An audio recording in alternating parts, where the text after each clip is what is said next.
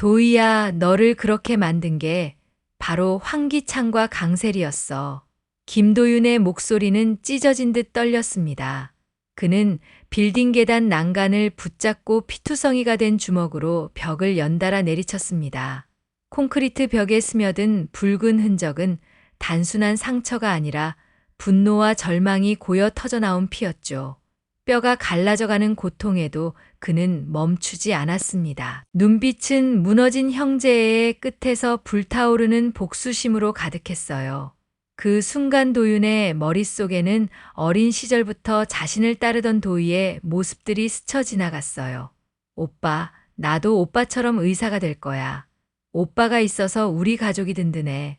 그런 도희가 황기찬이 계획적인 범행에 희생되었다는 현실이 도윤을 미치게 만들었습니다. 김도윤은 계단에 주저앉아 피범벅이 된 손을 내려다보며 숨을 몰아쉬었습니다. 불과 1년 전만 해도 그의 삶은 이렇게 무너져 내릴 줄 상상조차 하지 못했습니다. 그때는 언제나 가족의 웃음소리가 집안을 가득 채웠습니다. 동생 김도희는 늘 밝고 따뜻한 성격으로 가족들의 마음을 살뜰히 챙겼고, 엄마 정윤이는 정갈한 식탁 위에 음식들을 차려놓으며 늘 같은 말로 저녁을 시작했습니다. 우리 보람이 오늘 유치원에서 무슨 일 있었어? 그러면 도희의 딸 보람이는 잔뜩 들뜬 얼굴로 손짓을 하며 하루의 이야기를 쏟아냈습니다.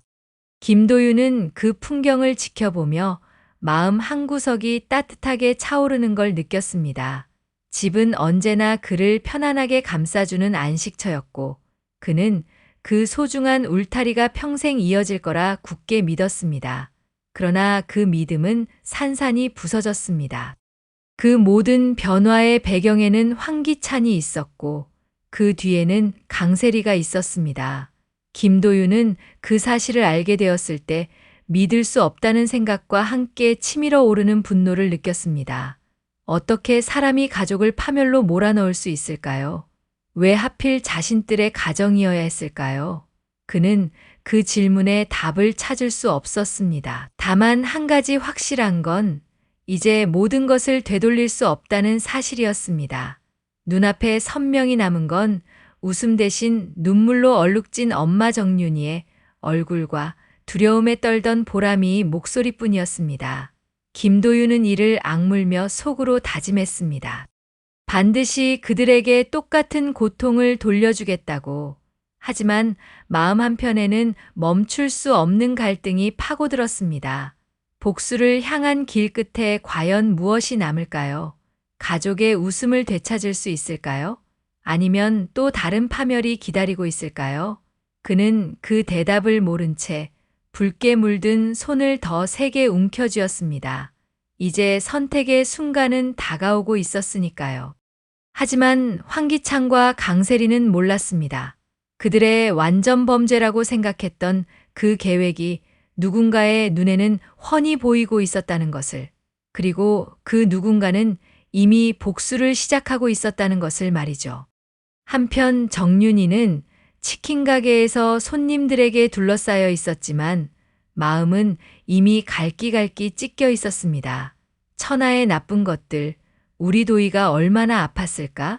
그녀의 떨리는 목소리의 주변은 순간 고요해졌고, 억척스럽게만 살아오던 그녀가 손님들 앞에서 무너져 내리듯 오열했습니다. 그 울음은 단순한 눈물이 아니라 세상에 홀로 남겨진 어머니의 절규였고, 가슴 속에서 흘러나온 통곡이었습니다.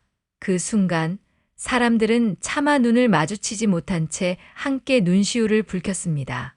윤희의 슬픔은 가게를 가득 메우며 보는 이 심장마저 조여왔습니다. 강재인은 계단을 내려오다 발걸음을 멈췄습니다.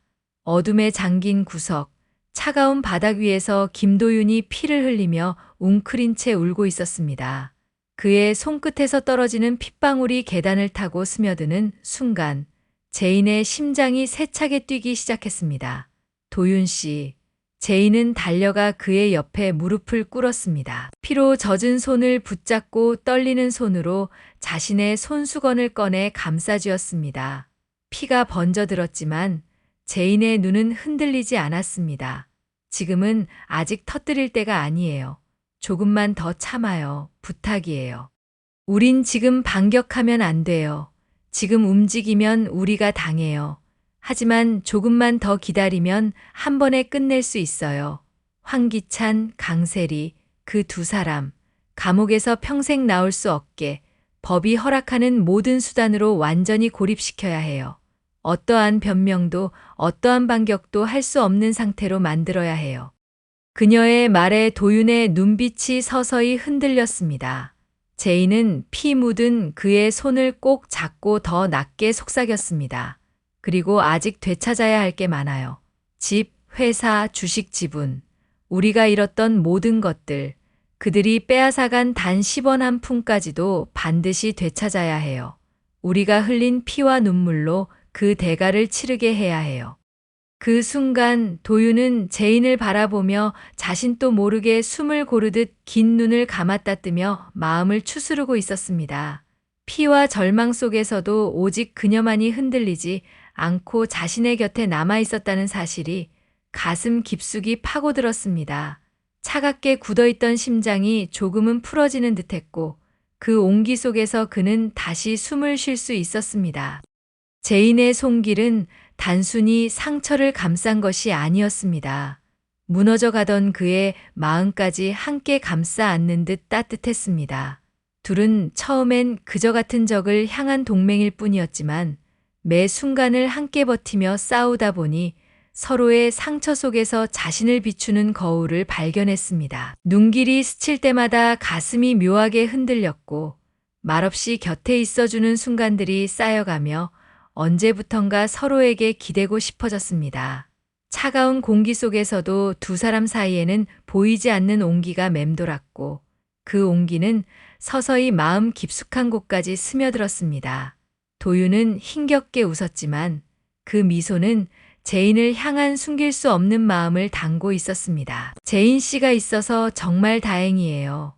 그 한마디가 내뿜는 진심은 마치 꺼져가는 불꽃 위에 내려앉은 작은 불씨처럼 두 사람의 가슴 속에 은근히 번져갔습니다. 복수라는 차가운 길 위에서도 그들의 발걸음은 조금씩 서로를 향해 물들어가고 있었습니다. 한편 도유경이 일하는 곳에 강기만이 찾아왔습니다. 강기만이 계단에서 굴러떨어진 순간 그의 정신은 완전히 백지가 되어버렸습니다. 40대 남자의 몸에 7살 아이의 순수함이 깃든 채로 세상을 바라보게 된 것입니다. 그런데 길을 걷던 어느 날 강기만은 한 여자를 보고 심장이 쿵쾅거리기 시작했습니다. 누구지? 왜 이렇게 예쁘지? 강기만은 도유경을 처음 보는 사람처럼 바라보며 첫눈에 반해버렸습니다. 자신의 전 부인이라는 사실도 모른 채 말입니다. 강기만은 며칠 동안 도유경을 몰래 따라다니며 그녀가 일하는 곳을 알아냈습니다. 그리고 자신이 가장 아끼던 초콜릿 과자 하나를 손에 꼭 쥐고 그녀가 일하는 곳으로 향했습니다. 이거 드세요. 정말 맛있어요. 강기만이 수줍게 과자를 내밀자 도유경은 깜짝 놀라며 뒤로 물러섰습니다. 당신이 왜 여기에? 도유경의 목소리는 떨리고 있었습니다. 이 남자 때문에 얼마나 고생했는지, 얼마나 상처받았는지 모르는데 어떻게 이런 순진한 표정을 지을 수 있을까요? 하지만 강기만의 눈빛은 예전과 완전히 달랐습니다. 교활함도 계산도 없는 맑고 투명한 눈빛이었습니다. 마치 아무것도 모르는 아이가 좋아하는 사람에게 선물을 주려는 순수한 마음 그대로였습니다. 정말 맛있어요. 저 혼자 먹기 아까워서 가져왔어요. 강기만이 다시 한번 과자를 내밀었고 도유경은 자신도 모르게 받아들고 있었습니다. 도유경의 마음속에서는 복잡한 감정들이 휘몰아치기 시작했습니다. 분명히 치를 떨며 이혼을 결심했던 바로 그 남자인데 왜 이렇게 다르게 보이는 걸까요? 강기만이 웃으며 자리를 떠나자 도유경은 손안의 과자를 바라보며 과거의 기억들이 떠올랐습니다. 결혼 초기 강기만이 처음으로 꽃을 사다 준 날의 설렘, 아이처럼 좋아하며 자신에게 작은 선물들을 건네던 그 순간들 말입니다. 그때도 이런 눈빛이었는데 도유경의 가슴 한구석에서 따뜻함이 스며오르기 시작했습니다.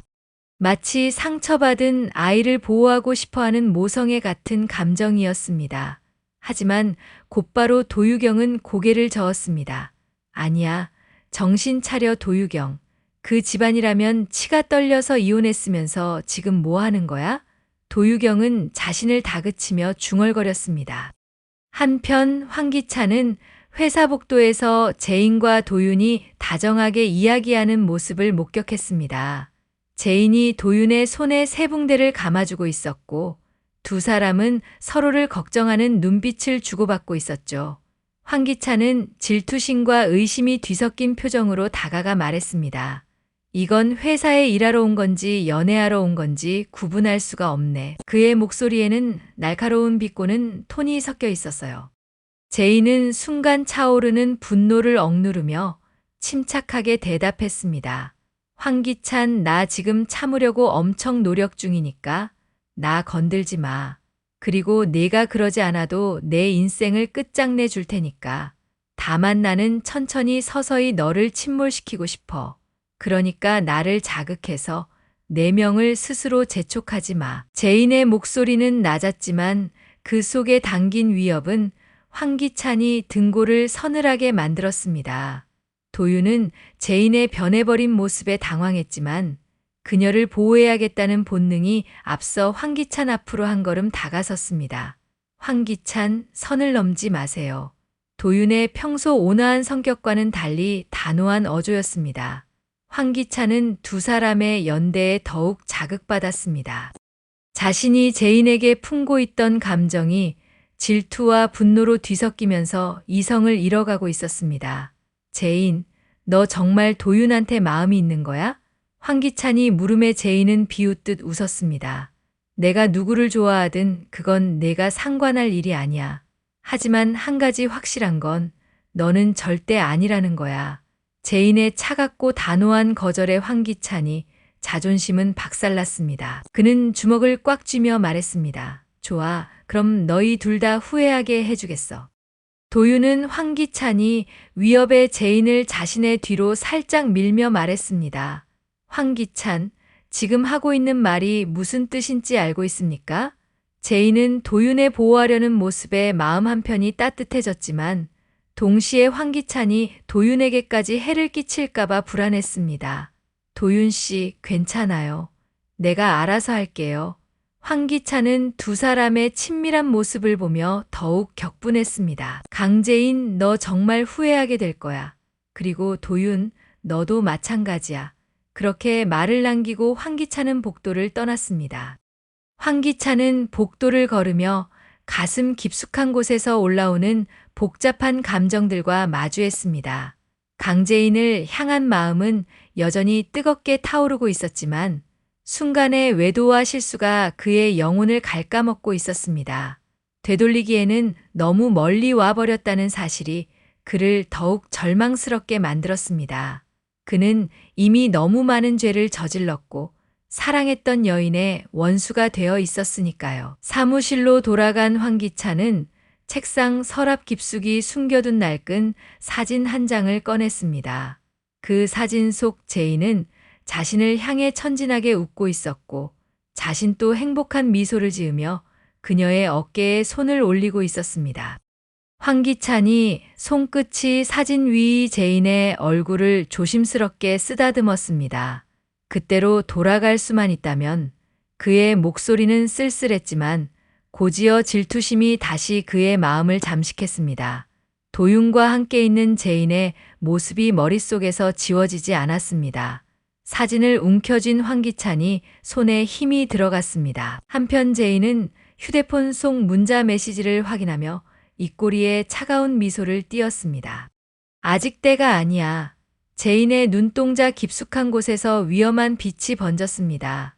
나한테는 저들을 완전히 무너뜨릴 더 치명적인 방법이 있어. 그녀의 입꼬리에 떠오른 미소는 복수의 여신을 연상시켰습니다. 제인은 이미 황기찬과 강세리 모두를 한 번에 파멸시킬 완벽한 시나리오를 머릿속에 그려놓고 있었습니다. 과연 황기찬은 사랑과 질투 사이에서 또 어떤 돌이킬 수 없는 실수를 저지르게 될까요?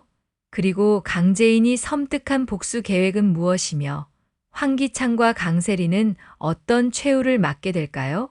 다음 이야기가 궁금하시다면 구독과 알람 설정으로 함께 해주세요.